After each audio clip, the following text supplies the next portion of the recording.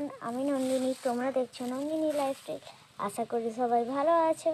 আজকে চলে এসেছি আরও একটা প্ল্যান্ট লাগানো, গাছ লাগানো। আজকে তোমাদের সঙ্গে শেয়ার করতে চলেছি চন্দ্রমল্লিকার কিভাবে প্রতিস্থাপন করবে বা মাটি তৈরি করবে, দিয়ে চন্দ্রমল্লিকা গাছ কিভাবে তোমরা লাগাবে।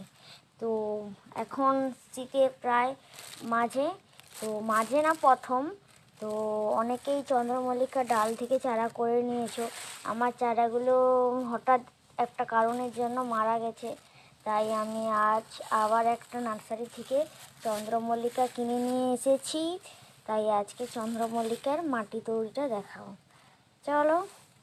তো এই বছর আমি এই চন্দ্রমল্লিকা থেকে ডাল করে নেব, যাতে আগের বছর আমি ফার্স্টে তোমাদের সঙ্গে ভিডিওটা শেয়ার করতে পারি। চলো চন্দ্রমল্লিকার মাটি তৈরি তোমাদের সঙ্গে শেয়ার করি। তো আমি সব সাজিয়ে রেখেছি, তার মধ্যে অনেক কিছু আছে। যেমন ধরো এখানে নিয়েছি 20% মাটি।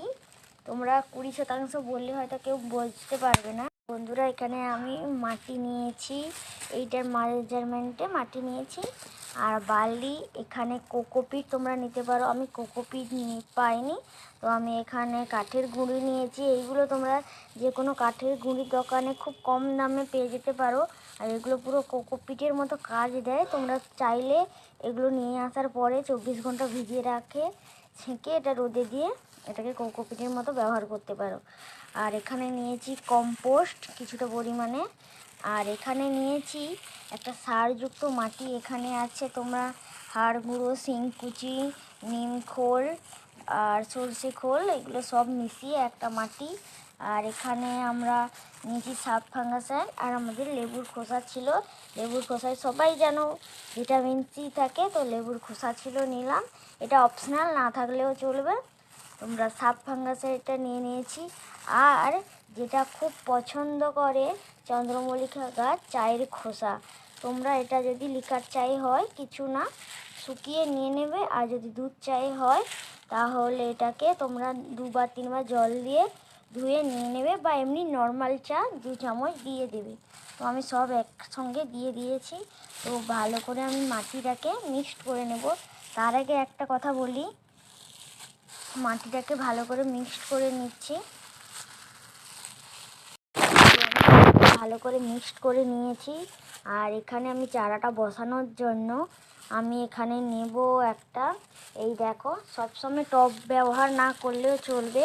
তো এরকম গ্রো ব্যাগ হিসেবে আমি ফ্লিপকার্টের এই যে একটা গ্রো ব্যাগ ছিল, আমি এটা নিয়ে নিলাম। ফেলে দেওয়ার থেকে এইগুলোকে কাজে লাগানো খুব ভালো। তো এই চারাটা এর মধ্যে লাগালে খুব খারাপও হবে না, খুব ভালো। আর এই পেপারটা মোটাও আছে।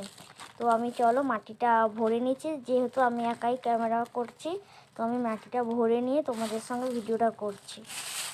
আর মাটিটা যেহেতু খুব ভালো করে ভরে নিচ্ছি, তার জন্য 1 মিনিটের জন্য আমি হয়তো একটু ক্যামেরাটা অফ করে আমি মাটিটা ভরে তোমাদের সঙ্গে শেয়ার করছি। তো আমি মাটিটা ভরে নিয়েছি। তো আমি পুরো টবে মাটিটা ভরছি না, কারণ আমি 7 দিন পরে এখানে সারযুক্ত মাটি দেব, তার জন্য আমি কিছুটা ফাঁকা রেখেছি। তোমরা চাইলে ভরে নিতে পারো, তারপরে যখন সার দেবে তখন কিছু মাটি বের করে আবার সার দিতে পারো। তার থেকে বেটার হবে এমনি কিছুটা মাটি না ভরে। তো আমি এখানে একটুখানি রুটিন হরমোন দিয়ে দিচ্ছি, যেহেতু এটা নার্সারিতে কতটা চের হয়েছে বোঝা যাচ্ছে না, তার জন্য আমি এতে একটু রুটিন হরমোন লাগিয়ে দিচ্ছি। দেখো, তোমরা না পাইলে একটু অ্যালোভেরা জেল দিয়ে দেবে, খুব ভালো শিকড় হবে। তো আমি এখানে একটু রুটিন হরমোনটা লাগিয়ে, তো আমি এবারে চারাটাকে ভালো করে লাগিয়ে দিচ্ছি। আমি দেখো এখানে দিয়ে কিছুটা মাটি আমি দিয়ে দিচ্ছি, চারদিক দিয়ে মাটিটা ভালো করে দিয়ে দিচ্ছি। তো আমি গাছটা খুব ভালো করে বসিয়ে দিয়েছি, দেওয়ার পরে আর কিছু করার নেই, সুন্দর হয়ে গেছে। তোমরা এখানে 7 দিন পরে তোমরা পিঁড়ি পচা জল দিতে পারো।